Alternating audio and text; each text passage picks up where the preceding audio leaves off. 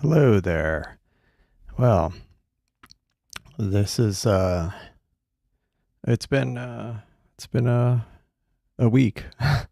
um yeah, we I decided to go live tonight because it's actually clear here. Um yeah, things were kind of in a disarray here this evening because I had there was a hurricane last week, and we kind of lost power most of last week, which was kind of a drag, but it's back. Uh, it came on. It was off most of last week, and then it came on later in the week, and then it was out almost, most of the day yesterday, and then it came back on. So a bunch of stuff was kind of in a mess, wired. So it is finally back in back together. So yeah, I am. Uh, Everything seems to be up and running. I was going to broadcast on Twitch as well, but I was having some issues, I think, because I had rebooted a bunch of stuff. And yeah, so I'm just going to do some stuff tonight. But I don't know what the state of things are. So we'll find out together. Let me see.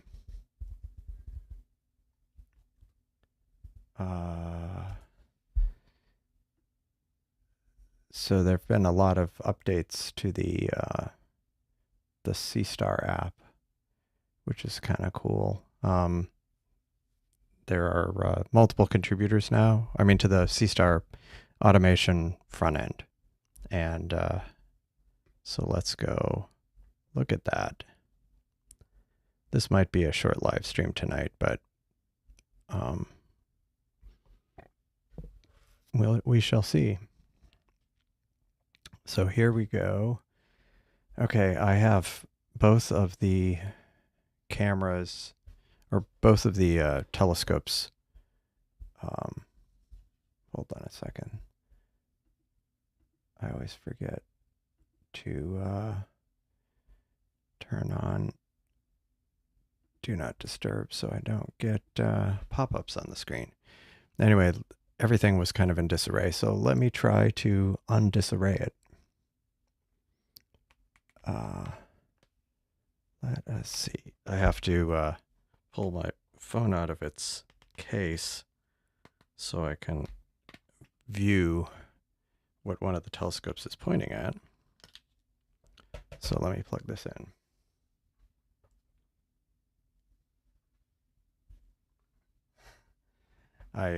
Clearly things have gotten kind of all pulled apart because both ends of the cable are disconnected. So let me. It is.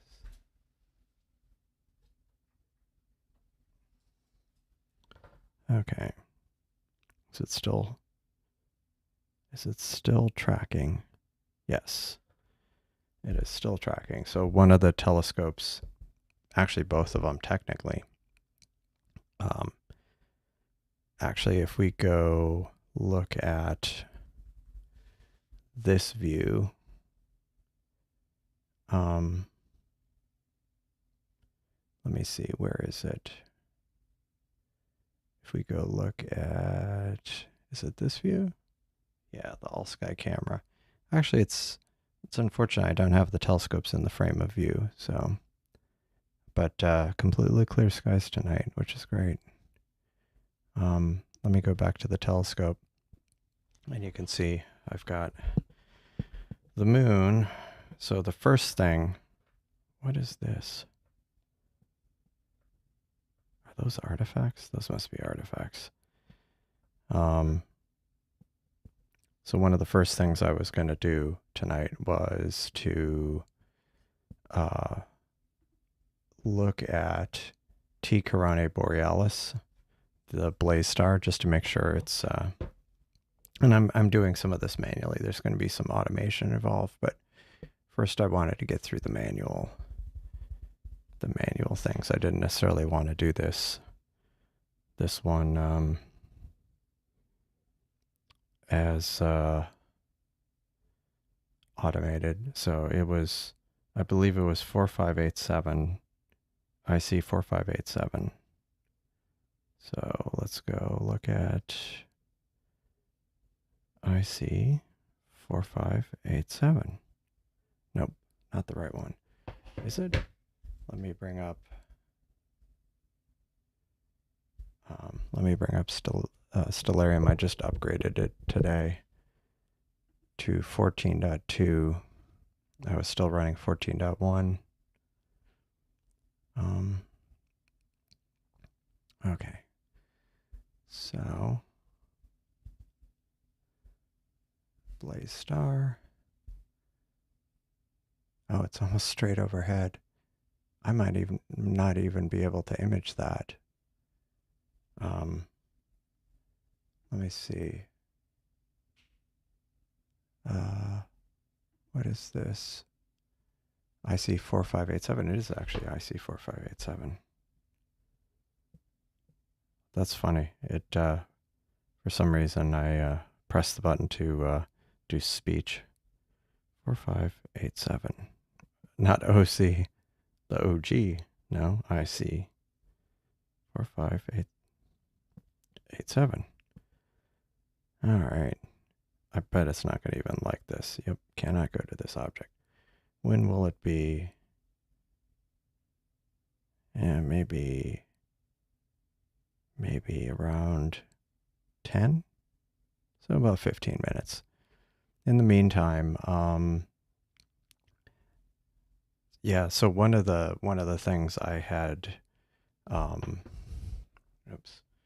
one of the things I had decided to experiment with is one of the Seestars is actually set up in equatorial mode for the first time. I don't know if I'll actually be able to get it to work, but it's worth a shot.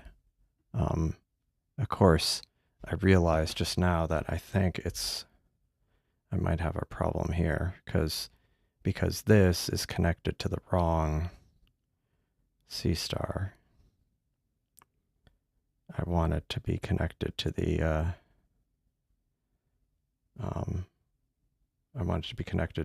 other one, which is the one I'm going to do in equatorial mode. So let me see if I can access that one. Oh. Will this work? Which one will it? Oh, haha. Thank goodness. So the other one actually connected, or the app actually connected to what I call Seestar. Oh, that's interesting. Huh. Anyway, connected to Seestar B, and so you can see, why isn't it? Did I not get the picture-in-picture for the computer?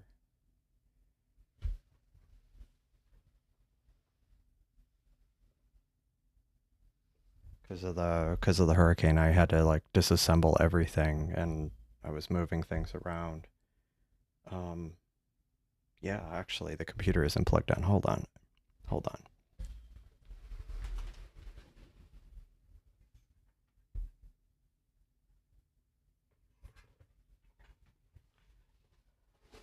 Yeah, it's it has been quite the mess. Now, let me see, which input did I have it on?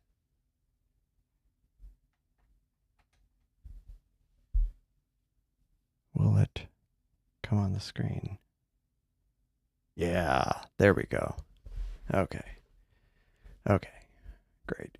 So you can finally see what I was seeing. This is the other Seestar.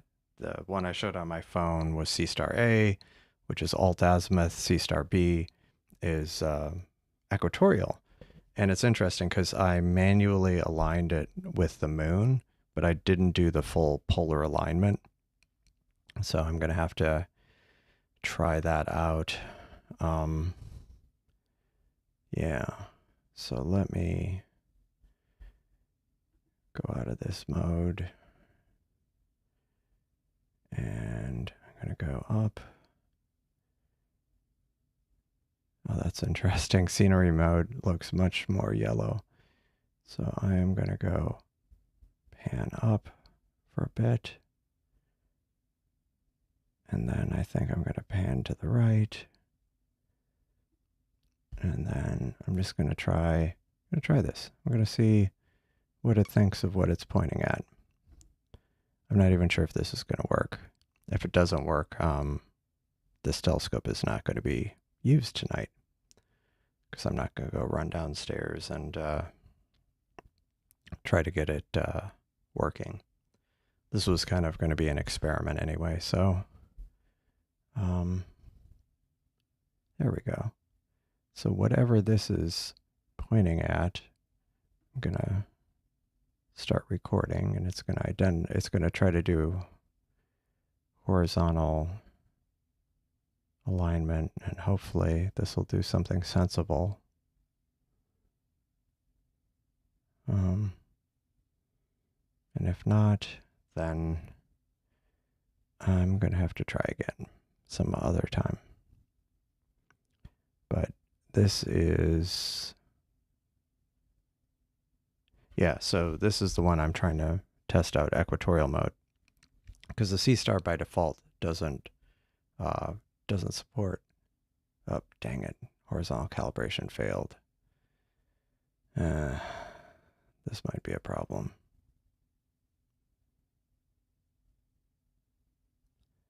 Anyway, so let me see what it thinks. Yeah, so like I was saying, the what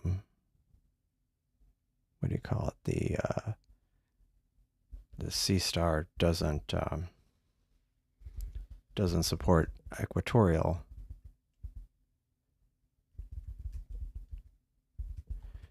But there are people who basically have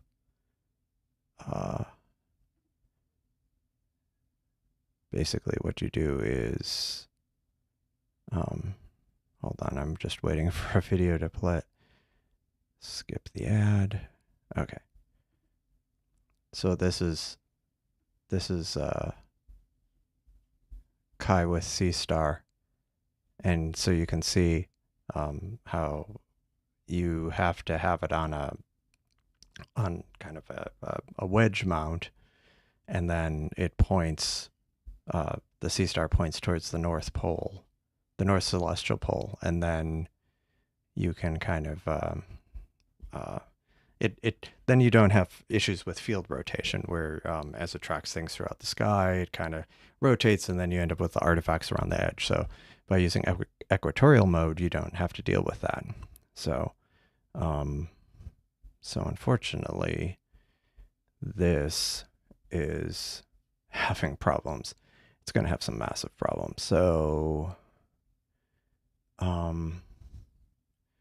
like I say, I'm not even sure if I'll be able to end up using this particular Seestar. And so I'm just taking it off screen because it's, so instead I will switch to my phone.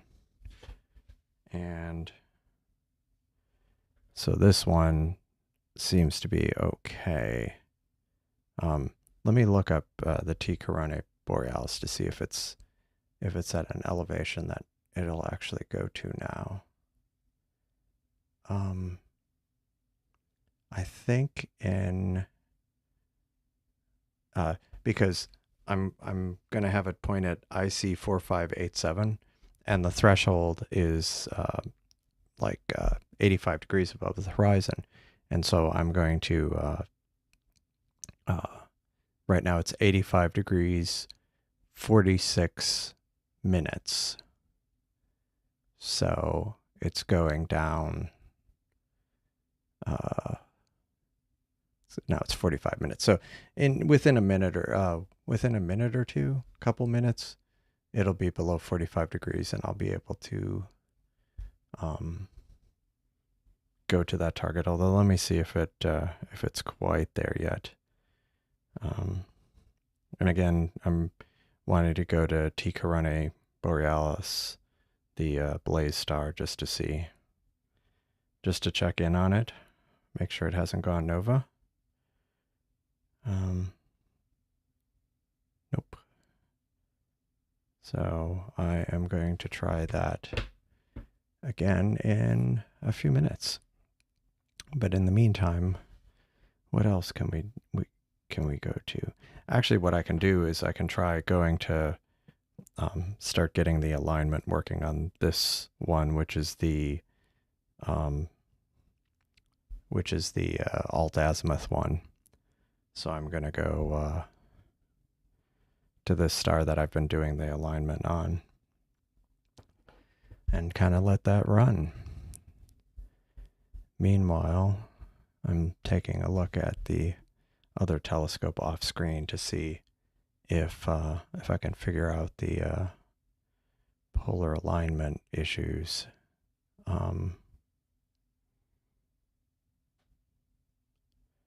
Yeah.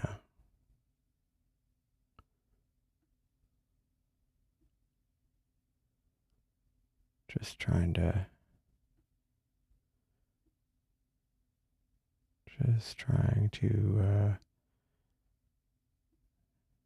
adjust it. This one seems to be, looks like it's plate solving. Hopefully it's still visible. Yep. So let's see. Is it in the frame of view? If it is, I'm going to go ahead and start imaging it so at least the alt azimuth one could start doing the horizontal calibration. And then after I look at the blaze star, I'm going to go set up a schedule and start imaging some things, perhaps. But I do like the new. Someone recently added a dark mode, and I like the way it looks. I mean, it's nice at night. Let's see, this one's taking a while to load. I'm gonna just go ahead and start imaging, and hopefully it'll do the horizontal calibration okay.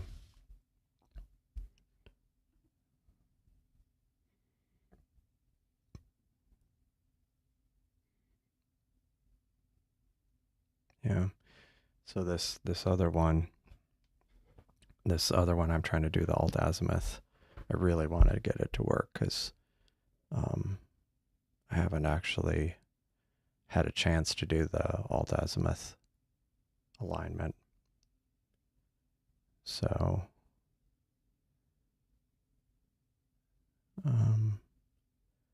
so this one is still doing the horizontal status. Why is it taking so long on the first calibration point? Nope, this one failed. It's very frustrating.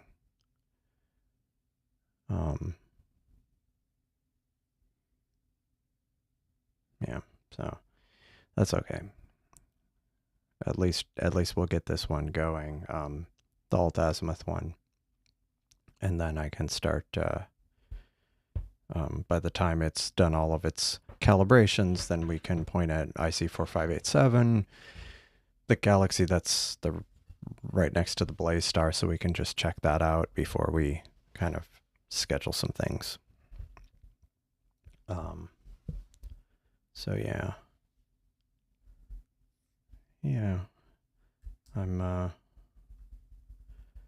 I need to work out getting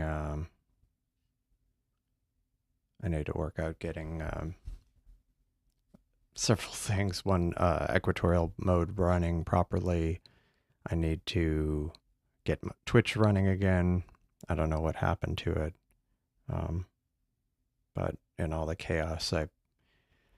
Because I have some, like, a network switch and some other things. During the power outage, the long power outage, I ended up basically unplugging everything except the cable modem and plugging that just directly into a lithium ion battery bank. And I was able to get a couple days out of that before that failed. Yeah, everything ended up failing. When the power goes out long enough, well, the water kept running, but cellular service basically started flaking out after about 24 hours. I think probably the generators on the local cell tower stopped working. And, but then they came back later that afternoon. But this is very slow to load. It alleges that it's gotten an image. Well, it is accumulating data. You can see that it's up to like 10 seconds. So supposedly there's a star in the field of view. So meanwhile, the radio galaxy is it's like at 85 minutes and 2 seconds altitude above the horizon. And I believe the Seestar won't look at anything above 85. So within about 5 or 10 seconds, it'll be 84 degrees and change. So it's 84 and change. This one isn't loading, so I'm going to stop this. And we will try to go to back to look for this IC 4587. 4587. 84 degrees. Yep. And it's not too high. So now it's starting to go. And I'll take an image of it for about a minute or two, just so we can kind of check out that area. And I hadn't heard anything that it had started, or that it had gone nova, cataclysmic nova. Speaking of cataclysmic variable things, I need to show something in a moment. But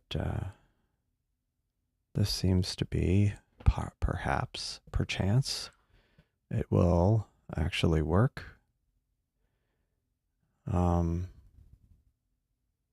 It's thinking about it. And yeah. Nope. It's thinking about it.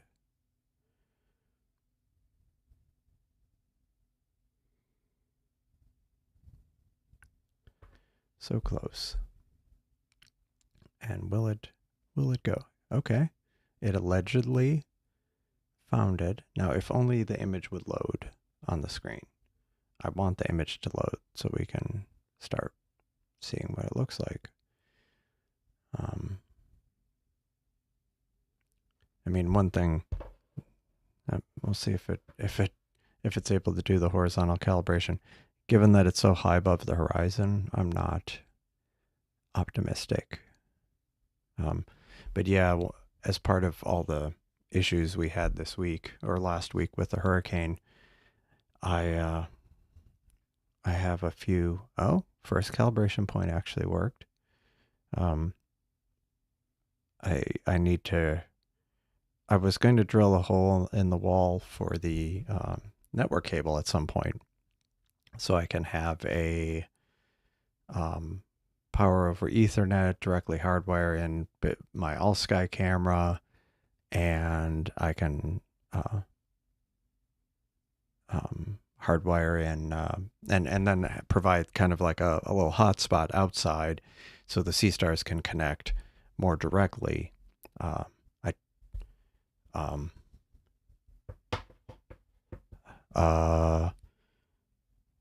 Let me see. Am I the only one not hearing audio? Well, that would be a bummer. Hold on, let me check something.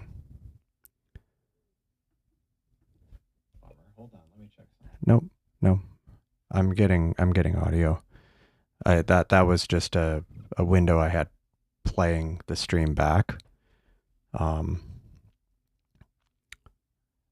okay. Muted tab. I hate it when that happens. Hi, Wiley Sight. Thanks for joining. How'd your game go? Anyway, yeah, I mean, it happens. I have to like mute my entire computer while I'm on the stream because I'll just mute the video playing, kind of the monitoring tab, and what'll happen is um like I'll get some message on Discord and I'll hear it and I'm not sure if the mic will pick it up sometimes, but I'm like, oh gosh, I need to mute that. Um, but yeah. Okay, nice. Nice. Yeah, I was just saying earlier that that I wasn't able to get the Twitch stream to work, so that's kind of annoying. Um, Kind of frustrating. It's also frustrating. Yeah, so as part of the power issues I had last week, I think I think I'm going to be drilling a hole in the wall for other reasons. And while I'm at it, I'm going to get a network cable going out the wall so I can finally have decent connectivity. Because, like this issue right here, where I'm connected, this phone isn't connected directly to the Seestar. It's connected to the same network the Seestar's on, which is right here, like in this room. The Seestar's outside, kind of one floor below, just kind of behind this wall, basically. And and but the signal is still kind of not optimal, and so yeah, I can't do a lot of things. Like I know Wiley Sight, he pulls off things, and people have talked about pulling the data off while you're taking the photos, because you can attach to the Seestar as a network drive. And so you could not theoretically, you could just copy the frames off as they're being taken and live stack it in a different piece of software. But my connection is so flaky, I can't do that. And so it's like incredibly frustrating. And so see, it's done a minute, and so I haven't seen it yet. So I'm going to stop this. Let me go see, make sure I'm like on the optimal Wi-Fi. Let me switch to like there's like a 5 gigahertz and a 2 gigahertz, and I think the telescopes are connected to the 2 gigahertz. But if the phone's also connected to the 2 gigahertz, it causes kind of it can cause issues. Okay. Okay, let me see.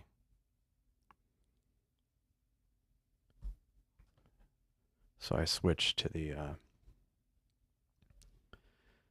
other mode. So why with the automation, you can change a lot of parameters, including how long the subframes are.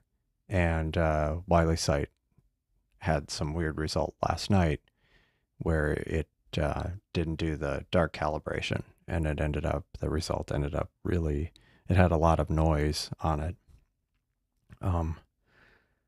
So far I'm just trying to get one of the telescopes to show me something.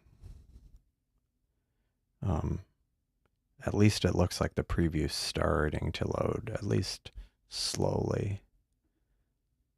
Yeah, I'm just making sure. I did run clear calibration.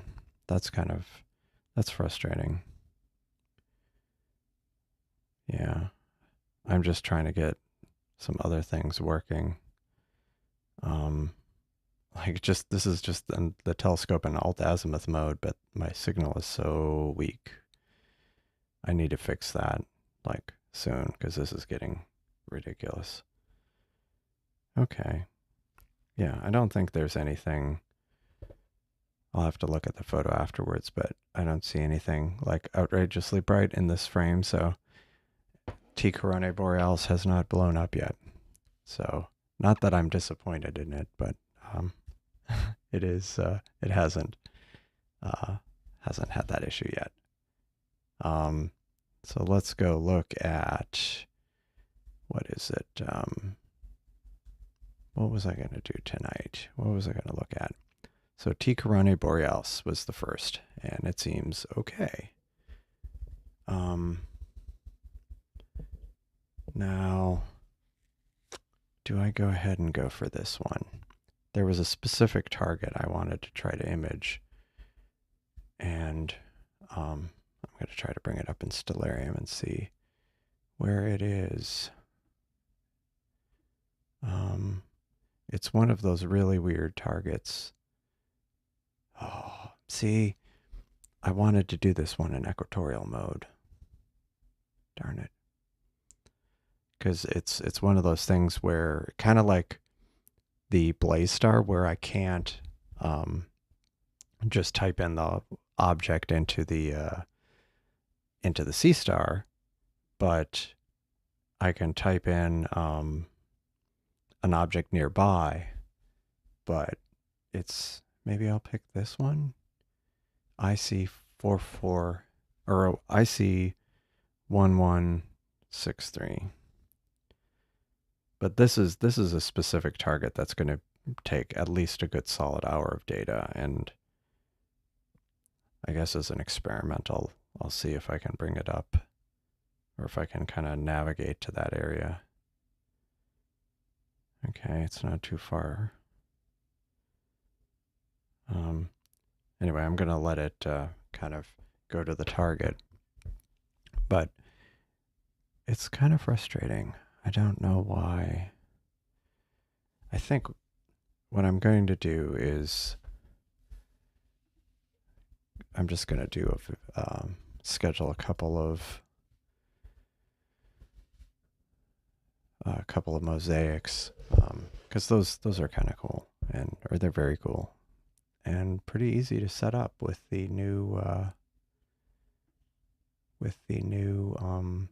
mosaic mode. Okay.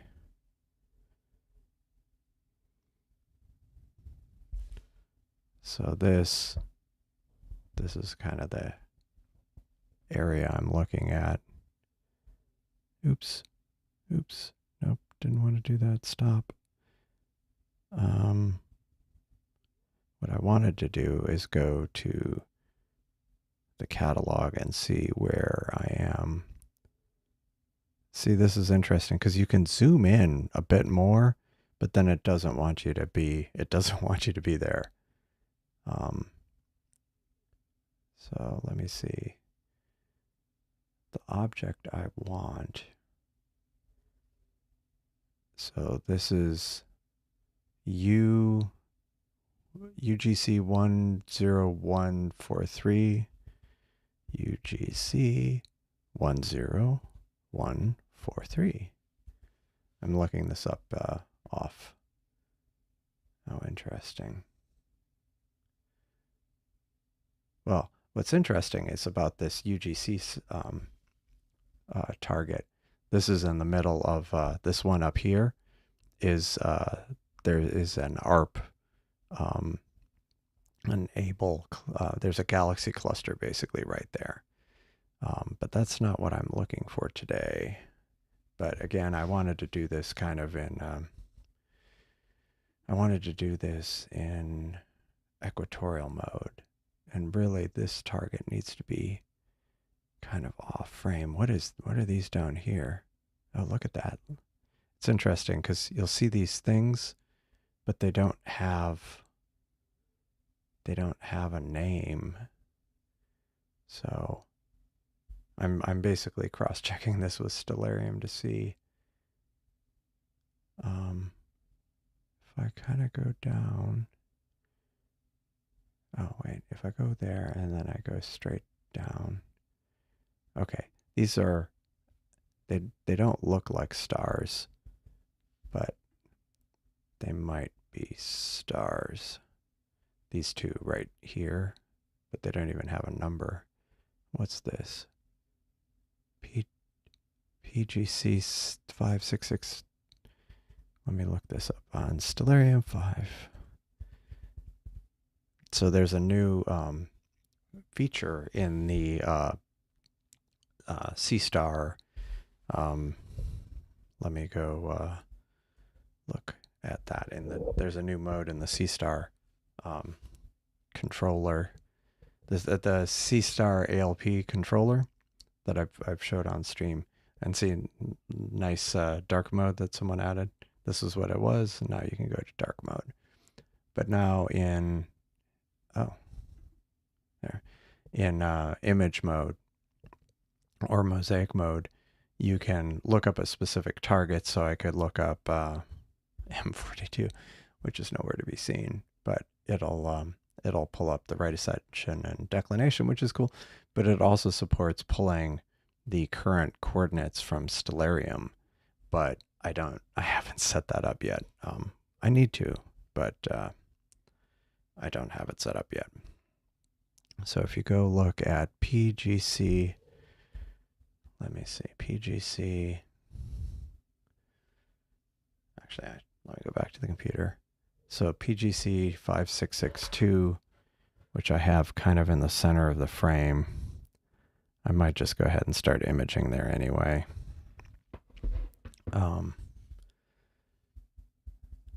Let me see, what is this off to the side here?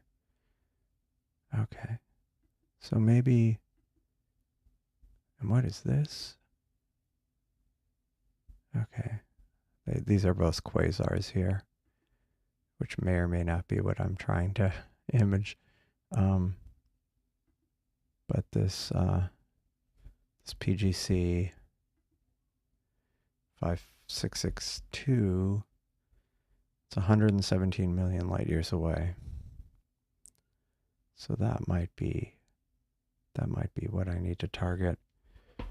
So let me see if I can do that on here. PGC 56662. Yeah, of course not. But it does show up on the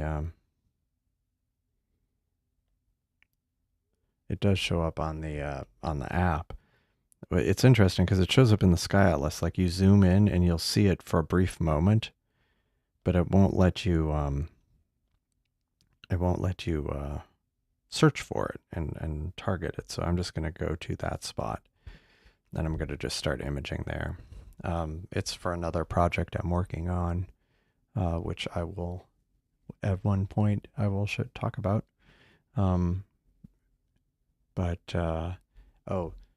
While that's going, because there's not much with that. I thought this was kind of cool. I was looking at, and we can actually go look at our all sky, see how that's doing. I didn't get the telescopes in the frame of view, unfortunately, but I was basically, it was interesting because I had run across something that I thought was pretty cool. And it goes along with people seeing, like pointing their telescope at something at some point in the sky, and they'll see kind of a transient bright star, and then they won't see anything afterwards, and there's nothing that specific brightness at that point. So I had run across this thing where, so the most distant thing that people with very good vision in exceptionally dark skies can see is, or the most distant thing is M83. Like it's easy to see the Andromeda galaxy, and that's 3 million light years away. But M83 is 15 million light years away. And in certain circumstances, it can be seen unaided But what I thought was interesting is there was this gamma ray burst, and it was, I guess it was pointed towards Earth, the jet, and it was visible, or the jet was pointed towards Earth, and it was not only visible in gamma rays, but it was also visible in visible light.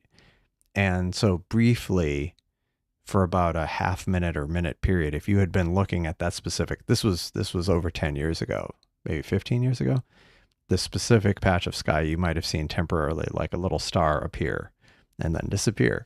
Well, it turns out this thing was, yeah, it would have been visible to the human eye for 30 seconds. It was this particular quasar is 7.5 billion light years away. So that might be the most distant thing that at one point may, if somebody had been looking at that, it was in 2008, they would have actually seen like this little star appear for a few seconds and then disappear. And it was actually halfway across the universe, which I think is kind of cool. But that was today's my random discovery of the day.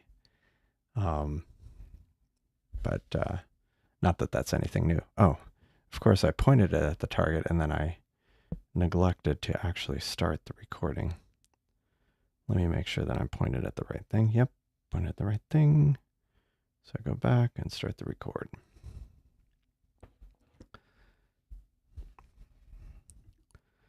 So with the equatorial, you did a recalibrate and then 20 minutes of the crescent. Oh, yeah, had to restart it. Yeah, that's weird. That's very weird that you were running into those issues. I haven't even gotten my equatorial mode working. I still need to figure out that. I'm not sure if I'll even be able to get it working on this. Get it working today. Besides pointing at a specific point in the sky, while it's kind of in equatorial mode and trying to do the horizontal calibration, is there anything else that needs to be done? Because I know there's like a few different ways of doing it, but oh, this is interesting. What is this in the center here? That is so weird. I'm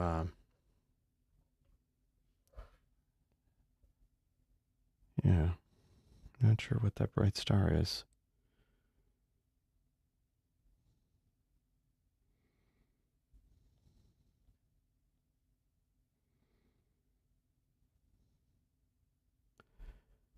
What is that? What is this? What is this? I see.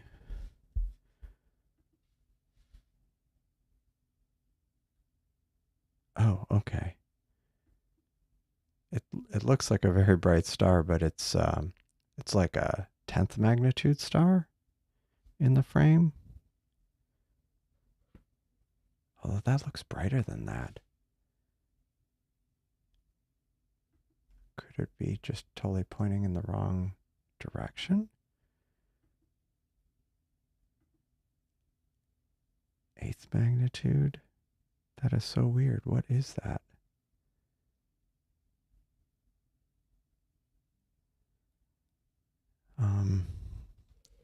I see 1160.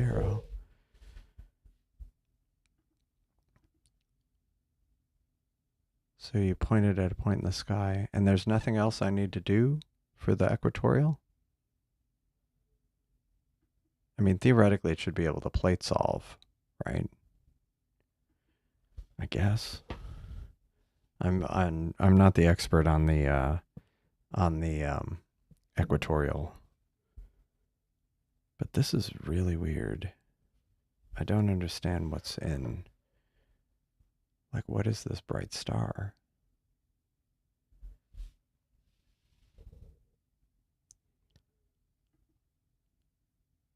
Okay. Huh. Well, unfortunately, mine failed the plate solve. So I need to figure that out. Yeah, that is kind of interesting. Um,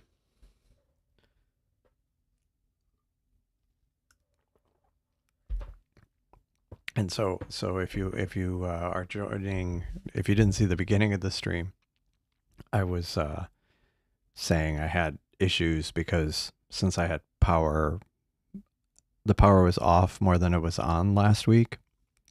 I had to disassemble a whole bunch of stuff in my network to try to keep the cable modem running as long as I could. But then, and I also, at the beginning of the hurricane, well, during the hurricane itself, there were some leaks in the house, and so I was trying to move some stuff, including my computer gear. Like I was afraid that my NAS was going to get wet, so I was like disassembled stuff and put it in some like not waterproof boxes, but some plastic boxes that I figured would be okay. Anyway, so as a result, a whole bunch of stuff was disassembled. One thing I wanted to do for this live stream, and maybe I'll just do it as a standalone one. Maybe I'll do it on Friday. Um, since it won't be clear on Friday, but I can do it as a non-observing live stream. Basically, I was able to get the latest source code for, I mean, it's nothing like earth shattering, but I got the latest source code for Siril. I compiled it, and I was kind of messing around with it. The code that'll either be 1.3 or 1.4, excuse me, 1.4. Unfortunately, it's on this computer, and I realized I might have a problem trying to get it on screen because I only have this monitor, and then I'd have to unplug it from the main laptop and plug it in there, and I don't have a good way of doing that, so I need to figure that out. And I just ran out of time trying to get everything back together and in place. So yeah, this thing is weird because it's like up to 3 minutes of data and it's still trying to pull down the first image or the enhanced, the stacked image. And it's very frustrating. Let me see if it'll, I'm just waiting for it to show the first frame because there's that really bright star and I don't know what that is. Because looking at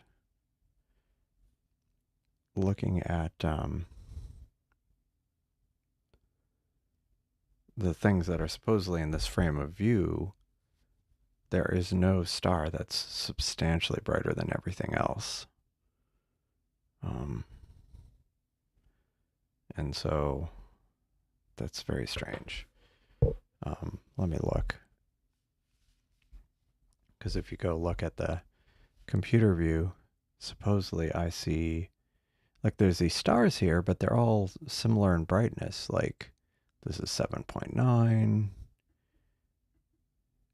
and 8.9, but nothing that looks like drastically brighter. Unless there's something, maybe it's not pointing where it claims to be pointing. No. Oh, unless, could it be this star? It's actually pointing like completely wrong direction. Because that would be annoying. Or it's so far behind on the update, it was pointing over here, but then it moved to the correct location, which is IC 1160. But of course, it's taking a while to even load.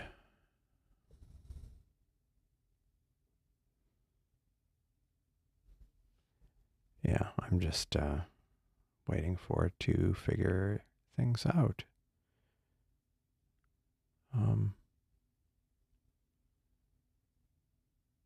Yeah. Anyway, yeah, I definitely need, there's a bunch of things I need to do, and one of them is I need to get a better network in the backyard before I do another live stream like this, because it just ends up kind of disrupting my ability to show what I'm trying to image, and also it's preventing me from being able to do some things I want to be able to do, like live stacking, outside of the app. Um, so I think I might need to get a masonry bit and drill a hole in the wall. Actually, I need to see if there's already something that goes through that I can leverage. Let me see. Yeah, so like these are elongated, so I think this isn't even what it was imaging. I think it was one of those things where it started pointing at a different target, and it ended up kind of, it corrected itself, but unfortunately it hasn't even showed me the first frame. Meanwhile, let me switch to the phone view and you can see what I'm talking about. In case you couldn't tell, I'm still I think I'm still recovering from lack of air conditioning for the last few days, or for not the last few days, but for too many days recently.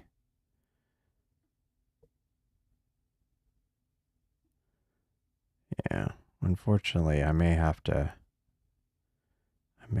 practice this.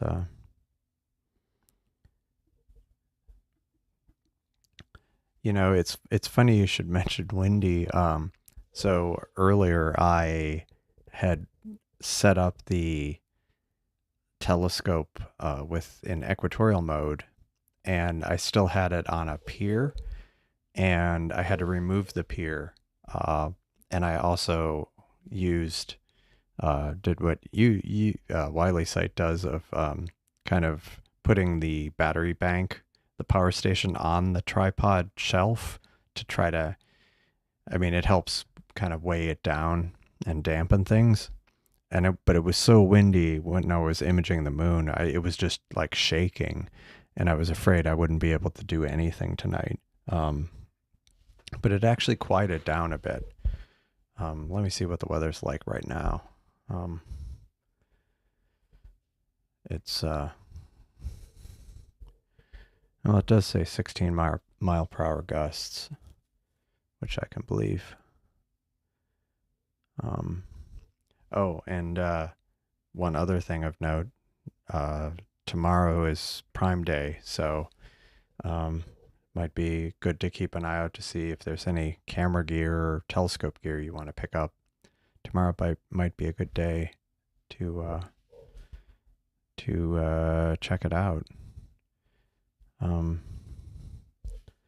feel like, hold on a second, I think I just, sorry, I feel like I was a little overexposed, so I tweaked something a little bit. This is so frustrating, so incredibly frustrating. It's like I almost want to go downstairs and drill a hole, drill a hole right now. But really, that's not even the problem, because I have like a network jack downstairs, but it isn't actually connected, and so I need to fix that. Because once I fix that, then I can run something through the wall. But there's no real point in doing it right now because there's nowhere for that cord to go. It's so close to showing an image, but it's not. I don't know why it won't. Very frustrating. Anyway, stack failed. Yeah, stack failed. That's awesome. Could you actually show me what you're stacking? Yeah, it's so next live stream, but not an observing stream. I'm gonna show Siril 1.3 alpha, beta, dev, whatever you want to call it. Because I think that'll be cool to take a look at. Oh, it finally loaded. Yep, and just like I thought, it's it's not that bright star wasn't in the frame. Okay, so let me see how this compares to what I thought it was going to point at. So we've got, I'm kind of doing double duty here too. I'm trying to redeem the other, recover the other one. So I see 1163. I may have to, oh, okay. Well, the target I was wanting to image is actually, let's see. So you see here's 1163, 1157, and 1160. And if I switch back to the computer, you can see this is what's kind of near the top. And what I wanted to image was this target. So unfortunately, 1163, yeah, this is going to be like, I think, too far out of the frame. Yeah, it's going to be too far out of the frame. Darn it. I'm just comparing it to what I'm seeing. So 1163 is at the top there. I see 1163. Yeah, so it is, what I need to do is switch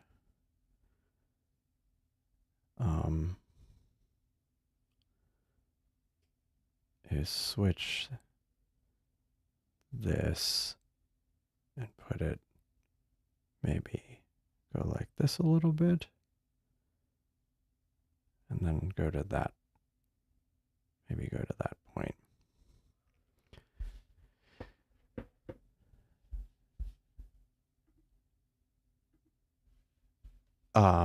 Should the Seestar be in station mode for using ALP?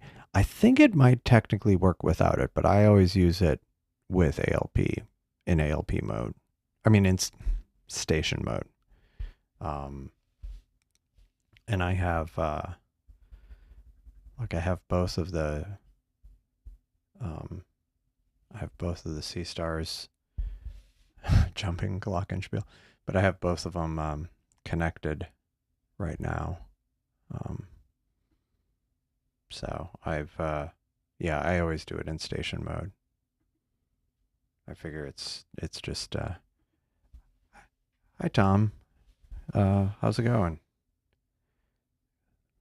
I'm having, not technical issues, I'm just having, trying to get, oh, this is interesting. Now it's saying PGC, it's now saying PGC,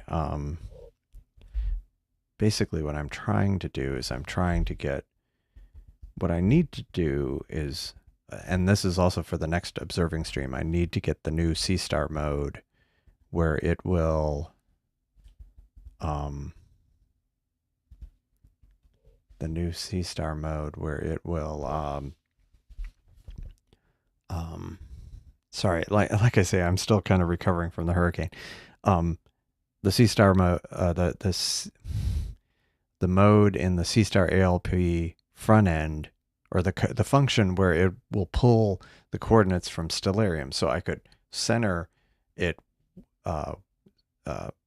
basically go into Stellarium, point it at the point of the sky that I want the Seestar to go to, and then I can bring up in the interface,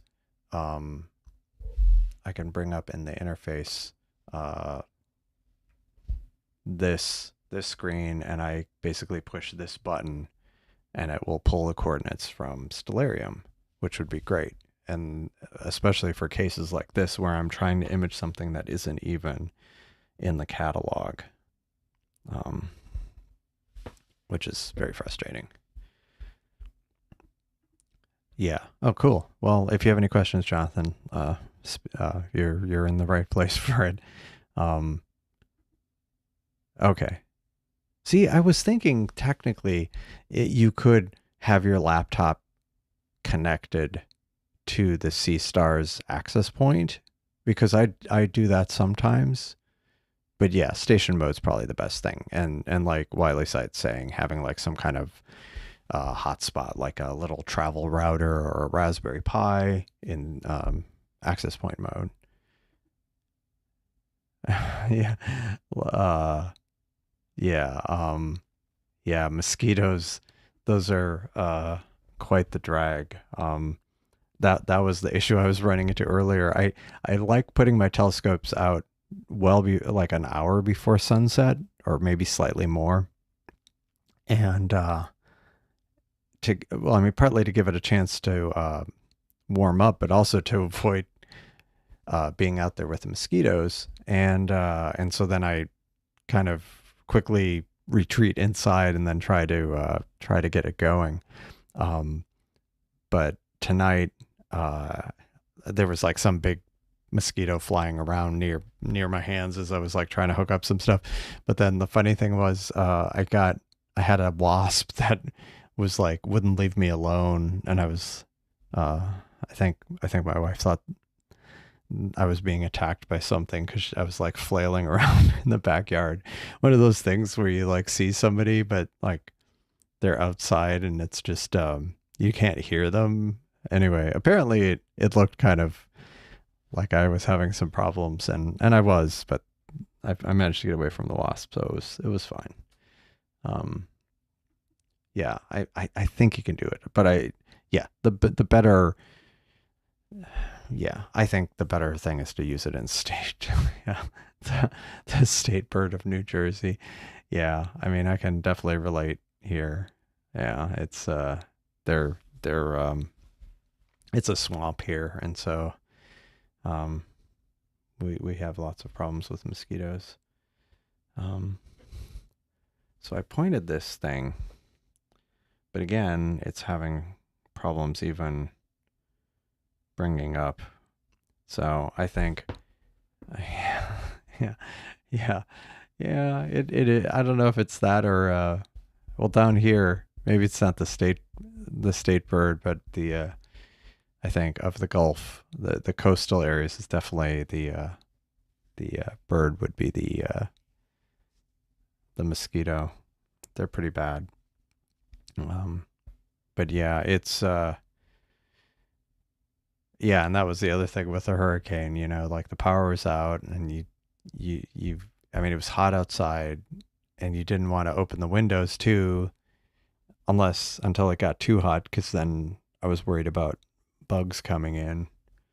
Um, I mean, we ended up with two wasps uh, at different times coming into the house, and like one of them, I was able to get out.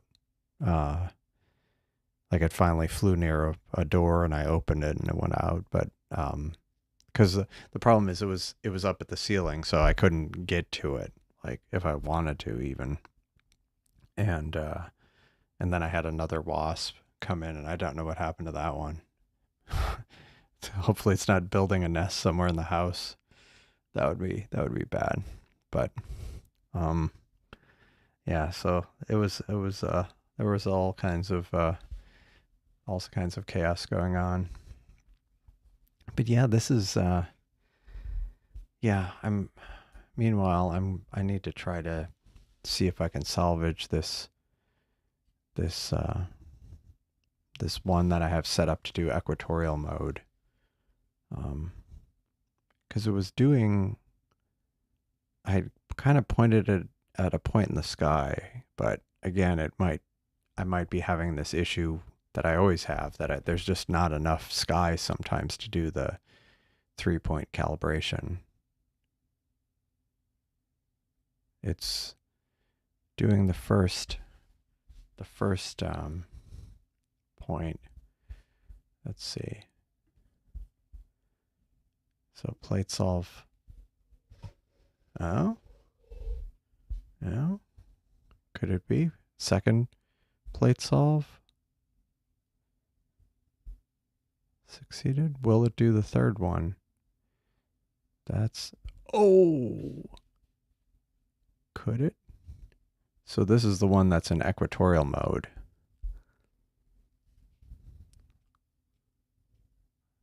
Oh, come on. Will it actually plate solve the third one?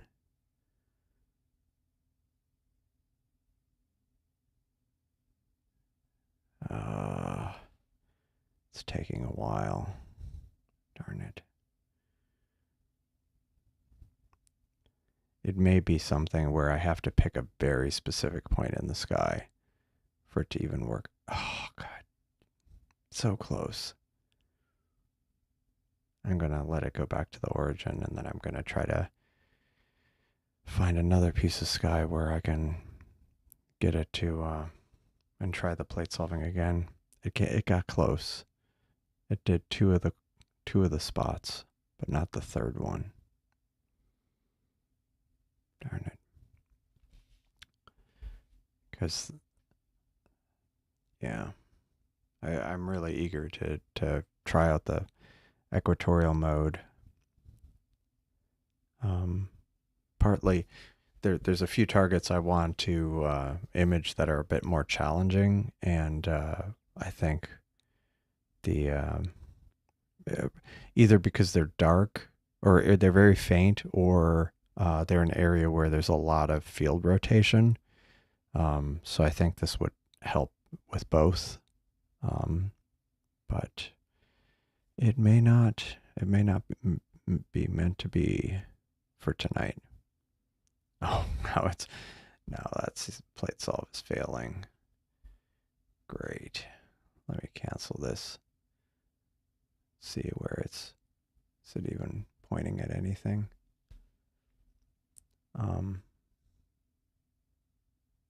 No, it's pointing at house, I think.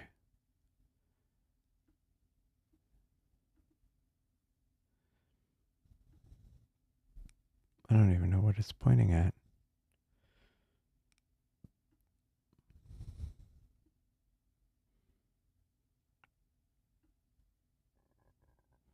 I'm trying to maneuver it.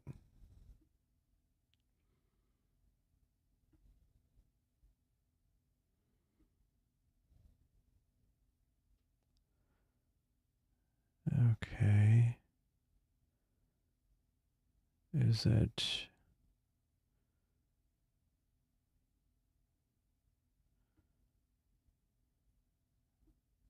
What is it even pointing at? Okay, that's good.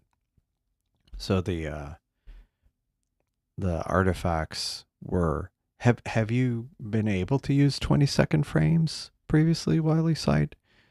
Or was this the first time you were... Or have you been successful previously with 20-second frames? Oh, okay. Never. Okay. I wonder if it's something that's just too difficult with our skies here. Yeah. Similar behavior. Basically, this kind of a lot of noise.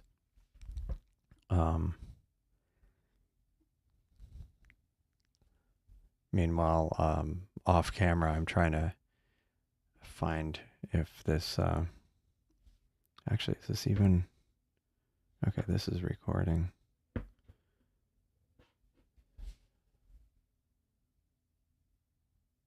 Huh. I'm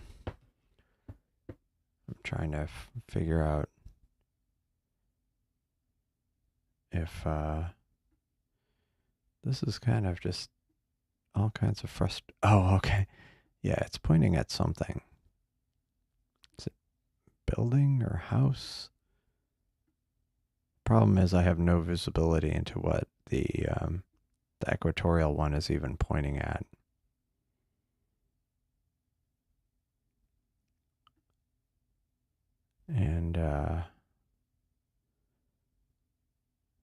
And so yeah, that makes it even more challenging.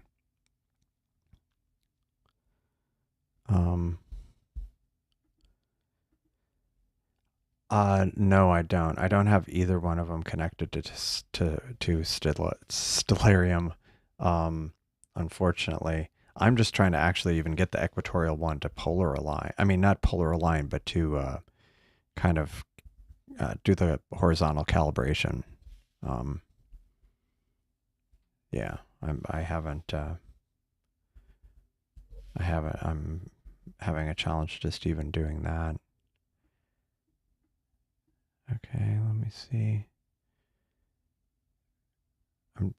I think I got it pointing at actual sky.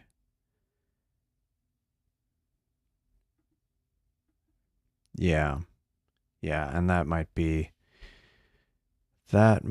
my problem because that would not be in my backyard. I don't have that kind of sky, unfortunately. Um. Oh. Hmm. Yeah, that might be a challenge. That might be my problem.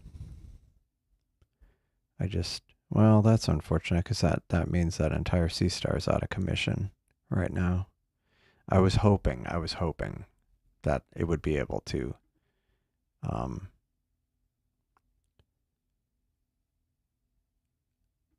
I Wiley site can comment on that, but I thought there was a way to kind of tell it to go a little bit below, but it's kind of risky.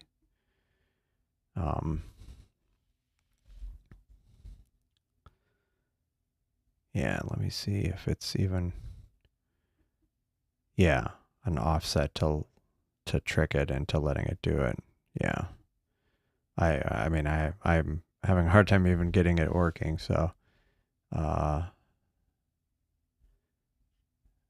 not because it's challenging necessarily. It's just my skies are challenging. Um,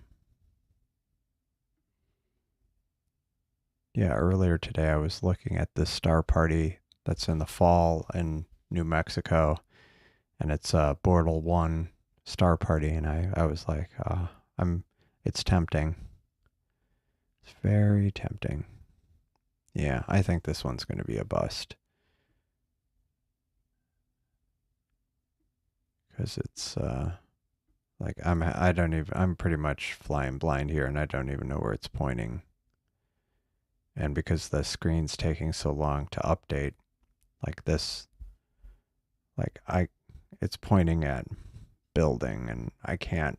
I was kind of trying to navigate, hoping I could turn away from the building, but I don't even know. So I'll have to stick with this other one. So I think, oh yeah, that would be cool. Yeah, I've never gone to the Texas Star Party, but it's something I've wanted to do for literally decades. um, so yeah, I guess so. Sea Star, um, I call them A and B, and I guess the one that is I was going to do equatorial, but it's not going to happen tonight is B. So I'm going to stick to A. I think I'm going to go ahead and schedule some stuff then. Um, I had a list. I looked at T. Coronae Borealis. That was fine. Um, I'm going to look at what did I also have? There were a few other things. Oh, yeah, there was, um, man, why is this font weird? Uh, yeah, so let me look in Stellarium. M107, is it visible? Yeah, it is, but do I want to bother? It's a M5, salt and pepper. Actually, this one I haven't done. The Widow's Web. Maybe I'll do, let me do NGC 7788, which is an open cluster.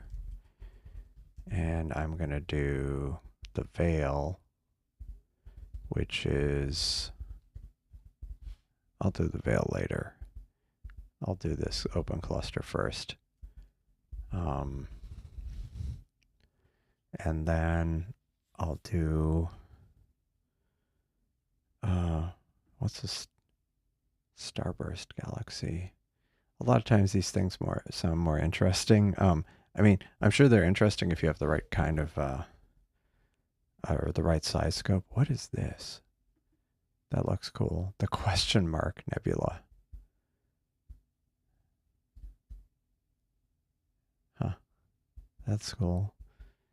That would be cool for a mosaic, the question mark nebula. NGC 7822. I'm not doing it tonight, but I think that might be for another night. Plus, I guess I'm also concerned about like a little bit of sky brightness from the moon. Did I get the salt and pepper M52? If not, I'll do M52.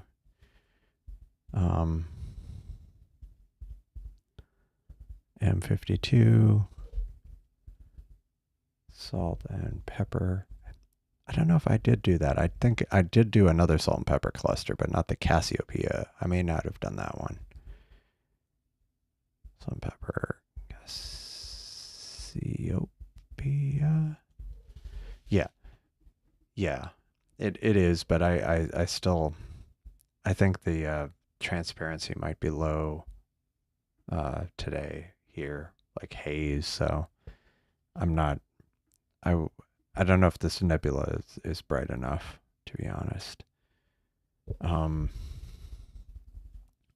Let's see. We have.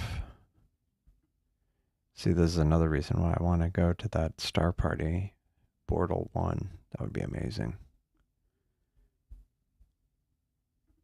Yeah, winners. The Cassiopeia. Carolyn's Rose. Bubble. Oh, that's right next to the Bubble Nebula. I need to do more of the Bubble Nebula. Maybe in a different day. Let's see what else is in this area. The blue snowball. Again, these things sound more impressive sometimes than they are, unfortunately. Swimming alligator cluster. The Bruce Lee cluster. The Bruce Lee cluster.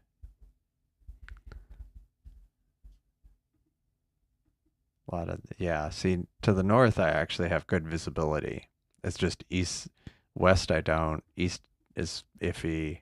Okay, start with a cocoon. That's cool. Let me see. Like I want to do some of these nebulas, but I just don't want to. Like if I had both of them, both of the telescopes going, I would start doing some of these longer targets where I might do half an hour. Yeah, we don't. I don't have. There's a couple of palm trees, like 2 houses over, so and they're short, so I don't have anything. Luckily. Let me see. Cocoon, star lizard, star lizard, star lizard. What is a star lizard?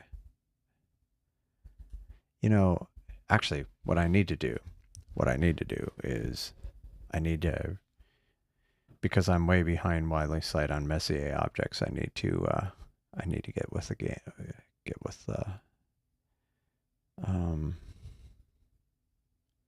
where's M103? M103 is probably iffy.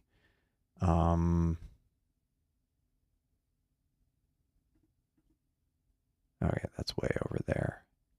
Yeah, that's probably iffy. Cooling tower M39. Maybe I'll do. I don't know if I did M39. I probably did, or I missed it. Let me do M39. M39 is an open cluster. And what other ones? I think I got most of these. I really also need to put them together in a nice in one place so I know what I've imaged. Maybe I'll do that for next stream. Things to do for next stream. For next stream, everything I've imaged in one place and get this mini PC online. So this one, so I can demo the latest Stellarium development branch. Let me see. Peekaboo Nebula. Oh, that's pretty dim. Cheeseburger Nebula. What does that even look like?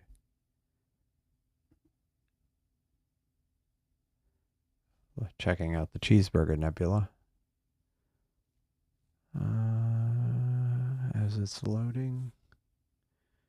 Loading. That's tiny. That's super tiny. That's supposed to be a cheeseburger. Unfortunately, it's like tiny. So, oh well. No cheeseburger nebula tonight.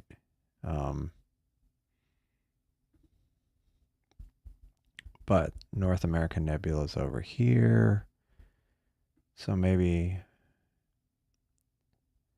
I think I'm going to schedule these other targets and then have North American Nebula as my last one. Just what else? I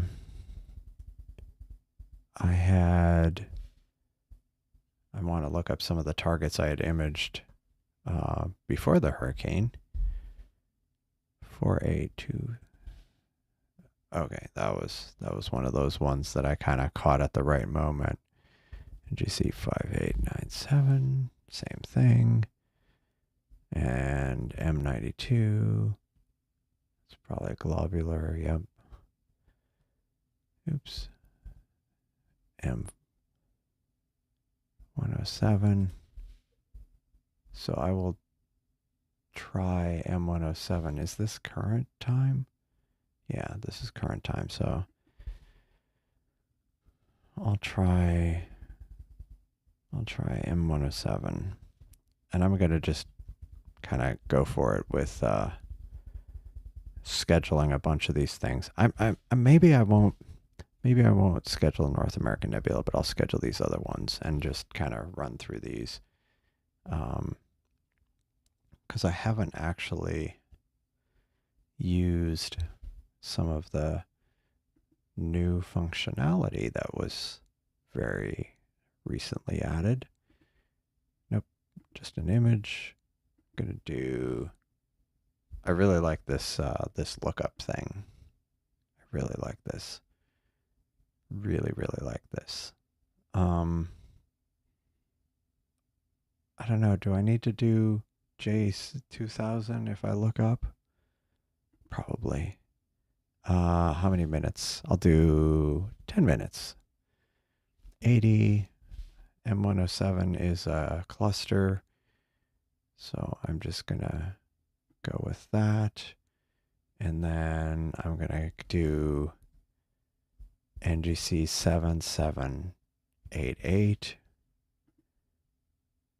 Okay, J2000. That nice. This is really nice. Being able to look up these objects is freaking fantastic.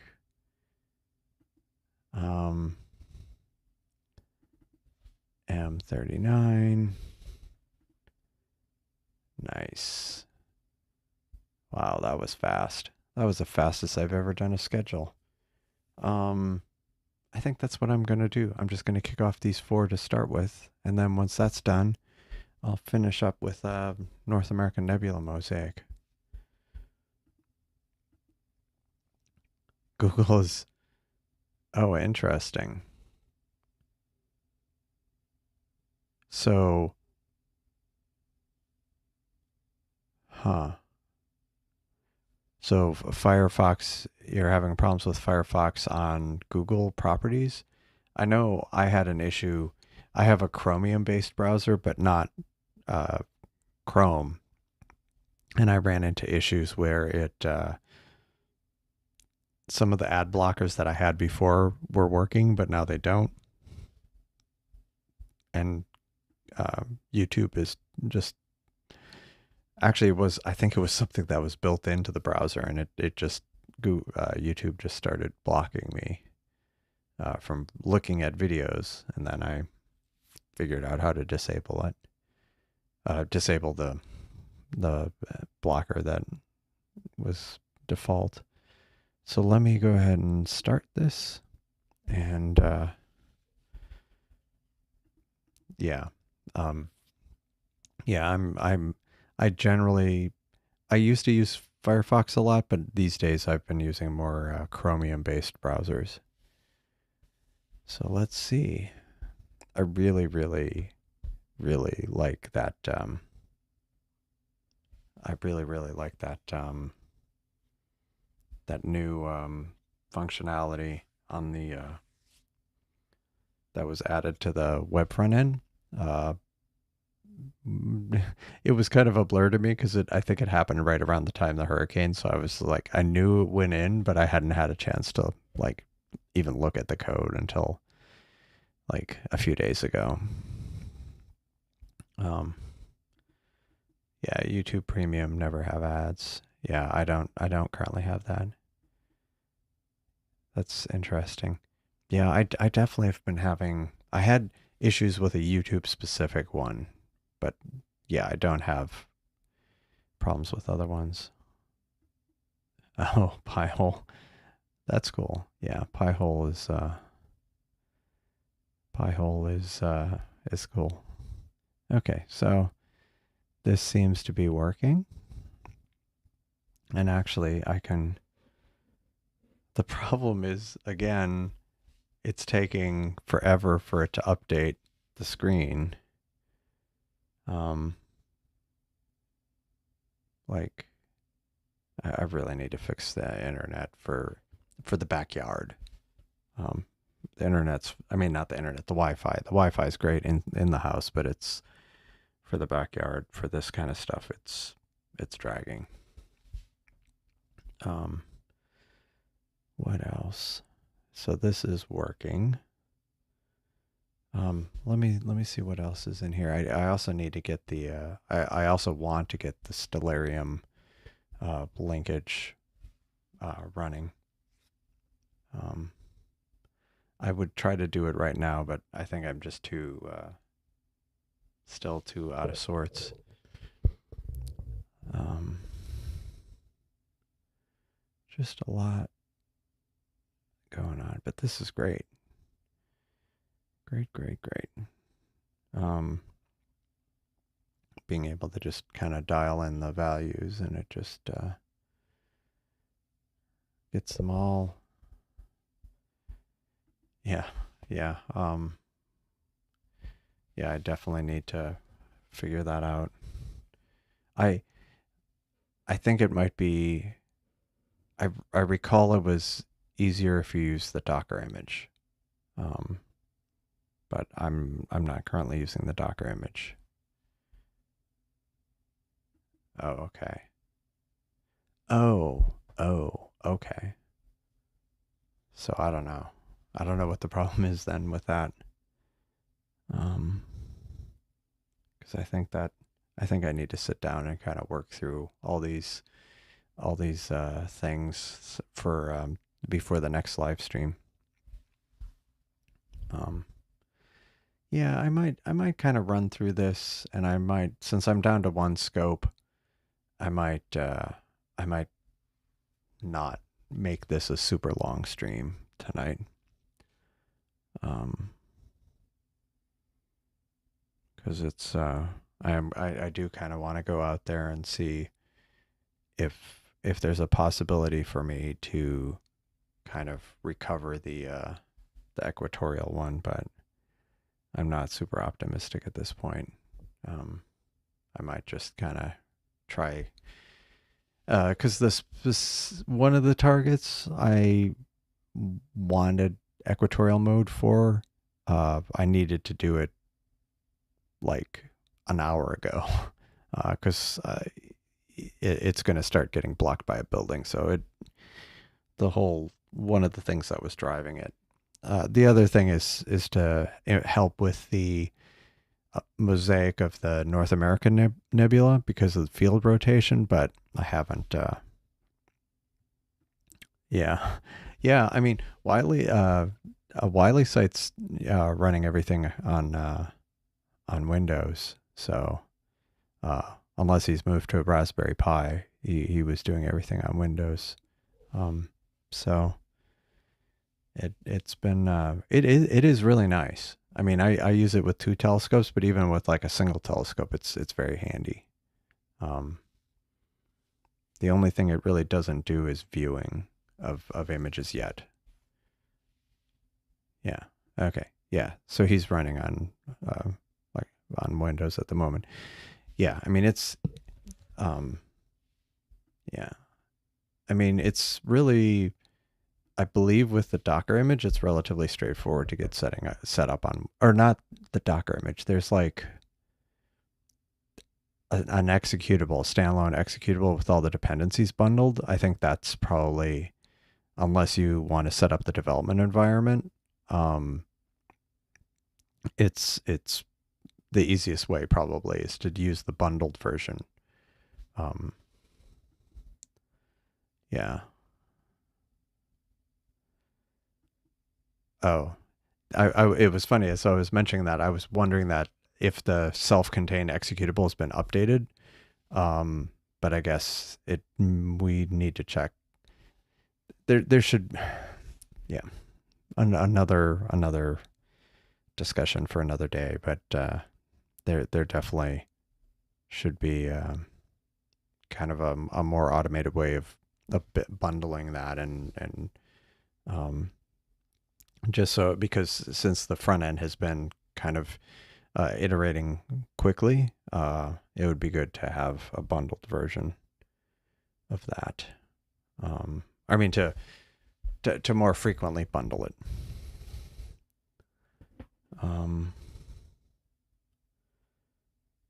Yeah. I mean this is imaging. It's just not the screen just isn't updating on the phone, which is frustrating.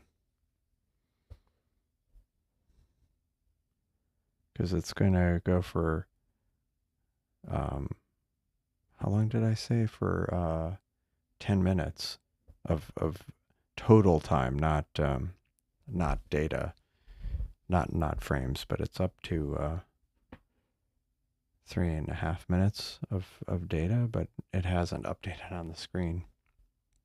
It's very frustrating. Actually, that would be a question.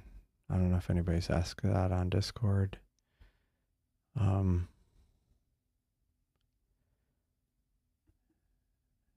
Yeah, let me see.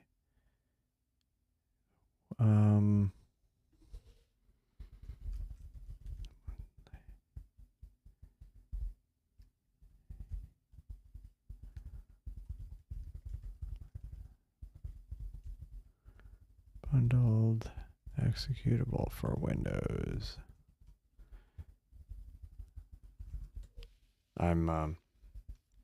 Yeah, this is very frustrating that this, oh, but it did finally update something, and so you can see something. Seems kind of faint. That's M107. Is that what it looks like? Let me see.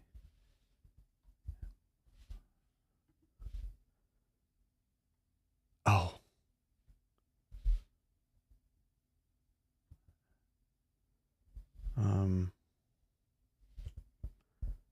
Let's see. Let's see what this even looks like. Is supposed to look like. I always like how it kind of raster renders in. Okay. That it isn't quite as impressive, of course, but I mean, that would look cool. And that is a globular.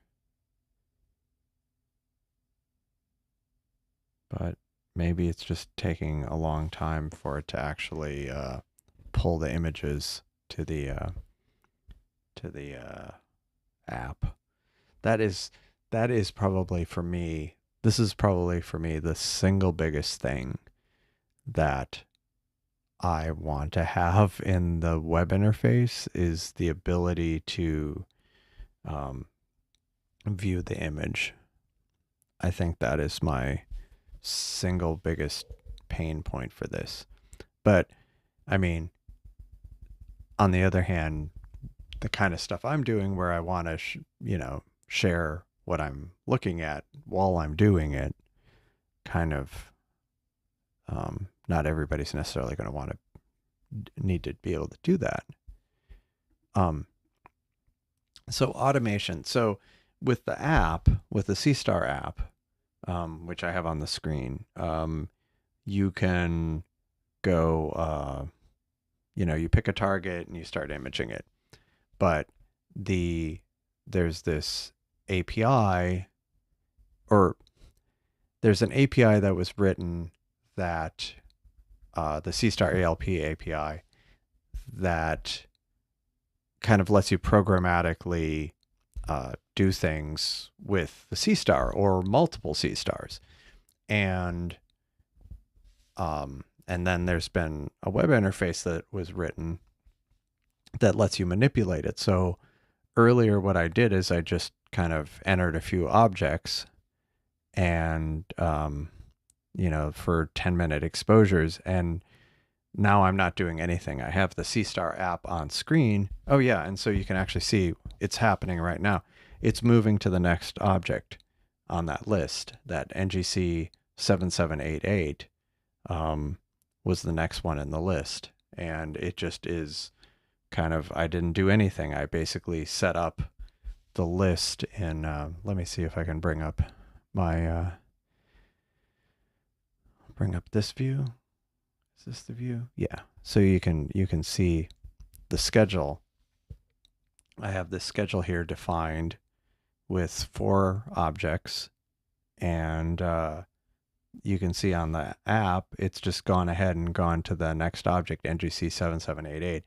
And there's, like, I just entered these objects one after the other, but you can add delays in between the objects. So Wiley Site, for example, he will set his to start at maybe 10 o'clock or whenever a specific object is visible, and it'll image for a while. And then, so basically he sets up an entire night worth of targets ahead of time, and then you can go to bed, and then it'll just run through all those different targets over the course of the night without any further action from you. So that's when we talk about automation, that's what we're talking about, is running specifically this software, which is it's there's some YouTube videos about it, but it's this software on GitHub where if you are comfortable with setting up development environment, you can do that. But there's also, like, and if you have Windows, a self-contained executable where you can kind of run it, and it'll start. I don't know if it starts the web interface. I think it does the web interface and the API, because both need to be running. They're two different programs at the moment. Eventually, they'll be kind of unified. But it lets you do some things that you can't do with the app without, like, you can go from target to target, but you have to monitor it all night. Whereas with this, you can just kind of let it run. But you can see, let me see, let me make sure I don't go. Okay. So like looking at this interface, you can see, uh, like if I go pick an image, I can, I can enter the object. I can have like M42. I keep saying M42, and that's not quite visible now, but it'll figure out the coordinates, and you can say, however many seconds, and you say submit, and it'll add it to the list. Now, it's currently running, but like there's a number. It's changing quite rapidly, and one of the things that we want to add is the ability where you can kind of put all this together like during the day with the Seestar not even running, and then kind of so you can do your research, come up with a list, maybe even have it in a spreadsheet and load it into it, and then kind of turn on the Seestar and basically kind of get the computer to schedule it, and then it'll just run through it, and you don't need to do anything. And then in the morning, everything's there. It also has some other interesting, neat features like mosaic mode, where it'll do a number of panels. And so you can take images of bigger things like the North American Nebula. So like if you go look at, is it astromosaic? So let me switch back to this view. Sorry. Astromosaic, that gives you an idea of what, like I can look up the North American Nebula, and in the Seestar, all you can see is this part of it. But if you do a mosaic that says, say overlap 3x3, it'll actually, you can capture like the whole North American Nebula. And there are people who've used this software to make even bigger mosaics that also include this whole area. And the results are really pretty spectacular. So much so that some people will question if they were actually taken with a Seestar, which is pretty funny. It's like, no, really, this was taken with a Seestar, and they're like, no, that can't have been taken. It's like, yeah, it actually was. Not photos I've posted, but photos other people have posted definitely kind of look like that. But yeah, you can see right now,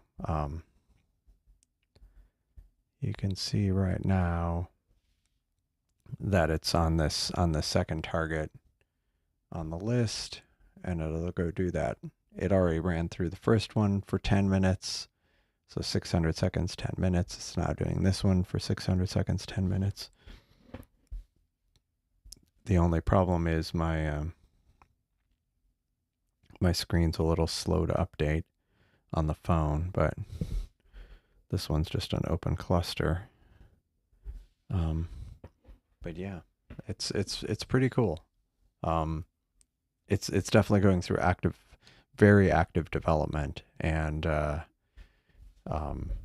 the goal is to make it kind of as accessible and friendly, where anybody can kind of pick it up and start doing this kind of stuff. Being able to schedule a whole night's, or not even necessarily, it doesn't have to be a whole night, but it can be just at least a number of different things. And there's a number of different targets, so you can kind of kick it off and go do something else for a bit and then come back. Some of the things I like, it has kind of this wait for, so you can put delays between what you're taking photos of.